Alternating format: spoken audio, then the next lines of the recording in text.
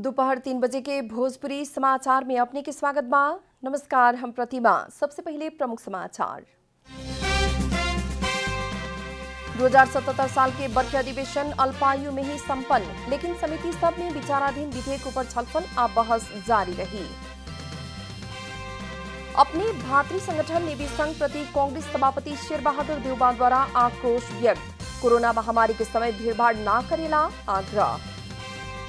नेपाली सबके प्रति व्यक्ति आय में वृद्धि, नेपाल अब निम्न मध्यम आय देश के सूची में समावेश।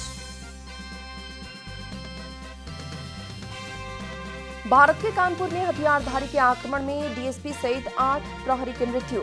उत्तर प्रदेश के सभी सीमा सील। इंग्लिश प्रीमियर लीग के उपाधि लगभग पक्का कई लिवरपूल के धक्का। मैनचेस्टर सिटी संगे 4-0 गोल अंतर से हार।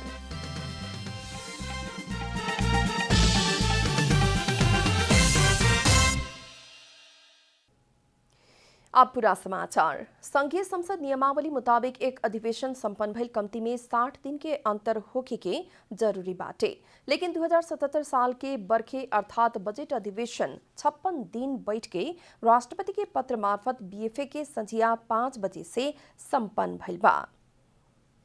संघीय संसद नियमावली मुताबिक सामान्यतया अधिवेशन ओराइल 56 दिन में दोसर अधिवेशन शुरू होके के चलन बाटे, लेकिन वैशाख 18 गते संझिया 5 बजे से शुरू भइल 2077 साल के बरखे अर्थात बजेट अधिवेशन 56 दिन बैठ के 2077 साल असार 18 गते बीएफए के संझिया 5 बजे से समापन भइल बा।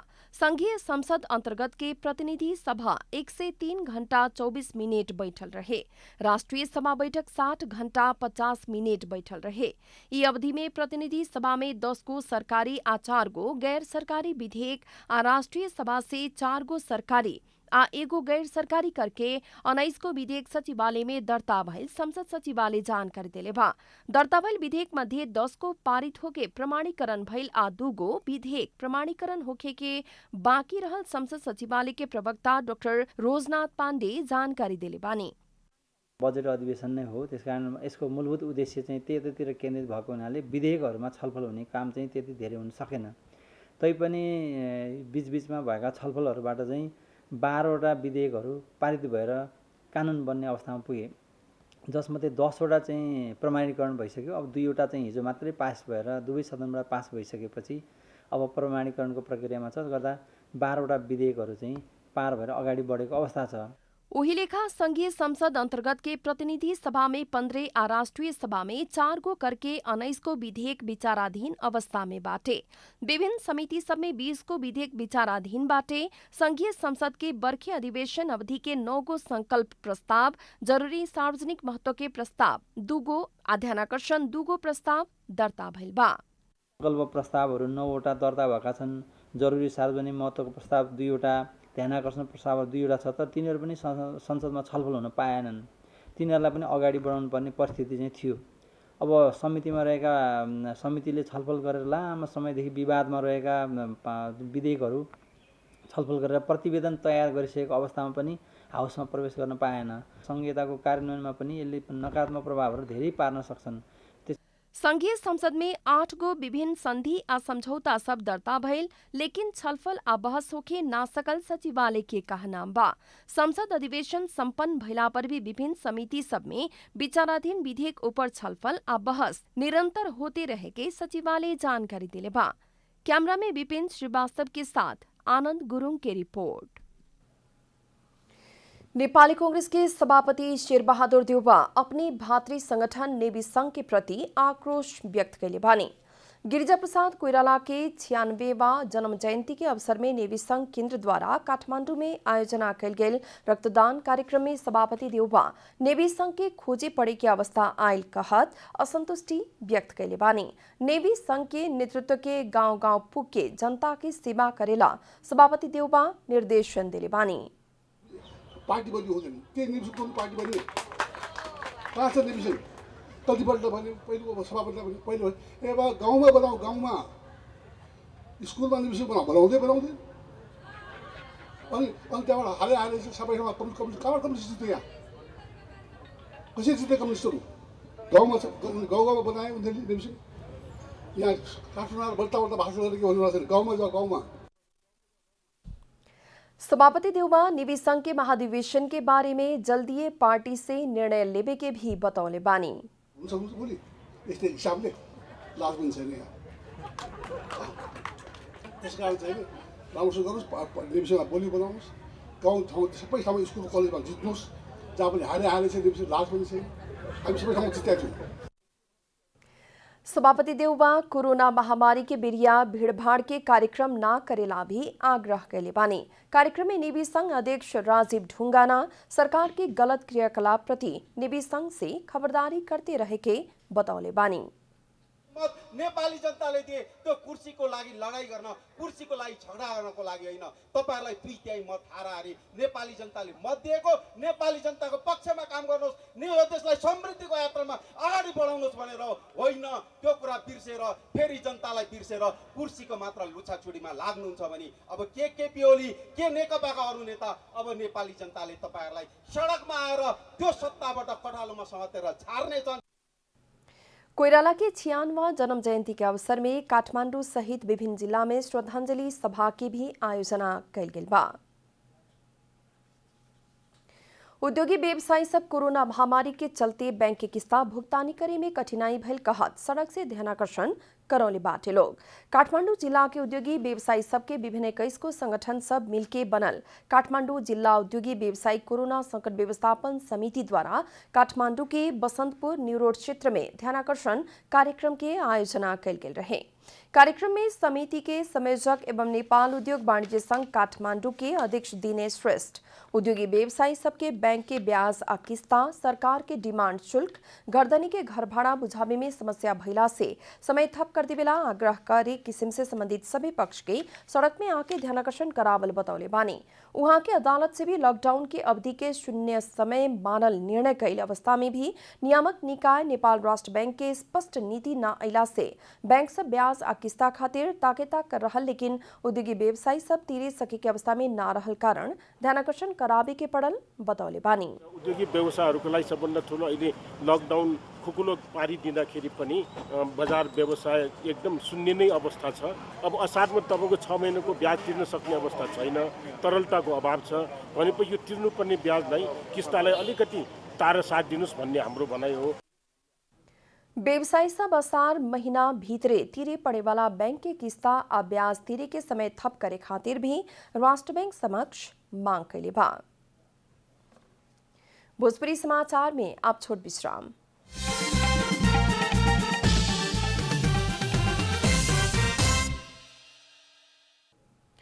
भोजपुरी समाचार में अब बाकी समाचार।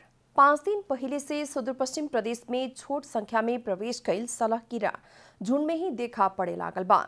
सोमवार के कैलाली के कुछ स्थान में छोट संख्या में प्रवेश कैल सलह शुक्रवार तक हजारों की संख्या में देखा पड़ला बाद सतर्कता अपनावे खातिर कृषि निर्देशनालय अपील कैले बा। इससे पहले छोट छोट झुंड में सलह प्रदेश के कैलाली, डडेलधुरा, बैतडी, अछाम और बाजुरा जिला में पुगल रहे, लेकिन शुक्रवार के हजारों के झुंड में देखा पड़ल सुदूर पश्चिम कृषि निर्देशनालय के निर्देशक यज्ञराज जोशी बतौले बानी। निर्देशक जोशी कैलाली के टीकापुर आ धनगढ़ी आसपास के क्षेत्र में आजू सलह कीड़ा झुंड में ही देखा पड़ल बतौले बानी। वहां के कीड़ा पकड़ के लेला पर 25 रुपया के दर से प्रदेश सरकार द्वारा किने के निर्णय इससे पहले ही हो चुकल बतावत सलाह नियंत्रण खातिर प्रदेश सरकार कृषि निर्देशनालय प्रयास कर रहल आ ओमे सब केहू के सहयोग आ सहकार्य के जरूरत रहल भी वहां के उल्लेख कैले बानी। चीन संगे के व्यापारिक नाका रसुआगढ़ी से सोमवार से आयात शुरू होखे वाला बा। एक हफ्ता पहले नाका खोले के सहमति भइला पर भी चीनिया पक्ष से बीएफएस सामग्री लोड होखे लागल बाटे। सामग्री लोड होखे लागल आ संपूर्ण जांच पास की प्रक्रिया पूरा करके चीनिया गाड़ी सोमवार के रसुआगढ़ी नाका आबे के रसुआ भंसार कार्यालय जानकारी दिले बा। कोरोना वायरस संक्रमण फैले ना देवेला कहत बीतल माघ 15 गते से नाका बंद कैल गेल रहे। सीमा में व्यापारिक गतिविधि बढ़ला बाद कोरोना के संक्रमण भी फैल सके वाला भइला से स्वास्थ्य सुरक्षा के ध्यान देहत नाका खोले के सहमति भइल रहे। रसुआगढ़ी नाका से तैयारी कपड़ा, सेव, इलेक्ट्रॉनिक सामग्री, निर्माण सामग्री, जूता, चप्पल, चश्मा के फ्रेम लगात के सामग्री सब आयात होखेला तब बांस के मोढ़ा, काठ की सामग्री, हस्तकला की सामग्री सब निर्यात होखेला। अब आर्थिक समाचार।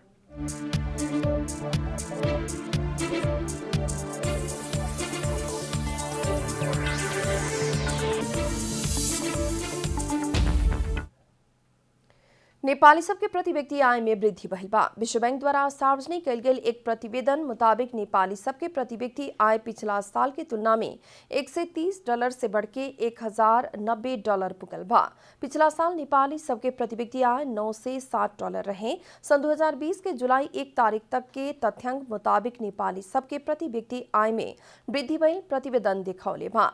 एकरा संगे नेपाल न्यून आय भइल देश से निम्न मध्यम आय भइल देश के सूची में प्रवेश कैले बा।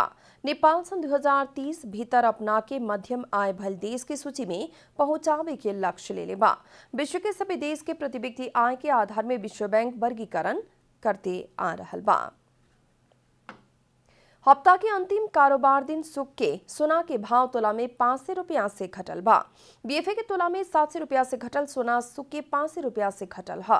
बाजार में छापा वाला सोना प्रति तोला 90,500 रुपया में किन बेच हो रहा नेपाल सुन चांदी व्यवसायी महासंघ जनौले बा। कालो छापा वाला सोना प्रति तोला 91,000 रुपया में किन बेच भइल रहे। आज तेजाबी सोना प्रति तोला 90,065 रुपया में कारोबार हो रहा बा। चांदी तोला में 10 रुपया से घटके प्रति तोला 940 रुपया में किनबेच हो रहल महासंघ जनौले बा। भोजपुरी समाचार में फिर छोट विश्राम।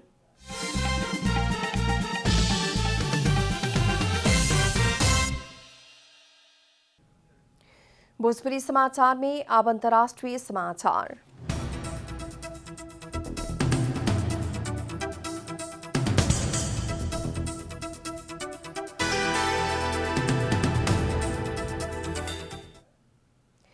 भारत के कानपुर में हथियारधारी के आक्रमण में 8 प्रहरी के मृत्यु भइल बा। प्रहरी की खोजी सूची में रहल विकास दुबे के पकड़े गई प्रहरी टोली के ऊपर गोली प्रहार भइला बाद डीएसपी देवेंद्र मिश्रा सहित 8 जने प्रहरी के मृत्यु भइल भारतीय संचार माध्यम सब जानकारी देले बा। विकास दुबे के समूह प्रहरी के घेरा डाल के अंधाधुंध गोली चलावल जनावल गइल बा। आक्रमणकारी सब प्रहरी के हथियार समेत लूट ले बाटे। घटना में विकास दुबे समूह के 3 जने भी मारल गए प्रहरी जनौले बा। विकास दुबे के विरुद्ध कानपुर में राहुल तिवारी हत्या प्रयास के मुद्दा दायर कैले रहलन। ओकरा बाद विकास के पकड़ेला प्रहरी उनकर गांव पहुंचल रहे। प्रहरी के रोके खातिर विकास दुबे के गिरोह सड़क में जेसीबी रखले रहे। प्रहरी वहां पुगते ही फायरिंग शुरू भइल रहे। घटना के बाद प्रहरी उत्तर प्रदेश के सभी सीमा सील कैले बा। घायल प्रहरी के अस्पताल भर्ना करावल गेल बा। अंत में प्रमुख समाचार फिर एक बेर। 2077 साल के बरखे अधिवेशन अल्पायु में ही संपन्न, लेकिन समिति सब में विचाराधीन विधेयक पर छलफल आ बहस जारी रही। अपने भारतीय संगठन निरीक्षण प्रति कांग्रेस सभापति शेर बहादुर देवबा द्वारा आक्रोश व्यक्त। कोरोना महामारी के समय भीड़भाड़ न करेला आग्रह। नेपाली सबके प्रति व्यक्ति आय में वृद्धि। नेपाल अब निम्न मध्यम आय भइल देश की सूची में समावेश। भारत के कानपुर में हथियारधारी के आक्रमण में डीएसपी सहित 8 प्रहरी की मृत्यु। उत्तर प्रदेश की सभी सीमा सील। इंग्लिश प्रीमियर लीग के उपाधि लगभग पक्का कई लिवरपूल के धक्का। मैनचेस्टर सिटी संगे 4-0 गोल अंतर से हार।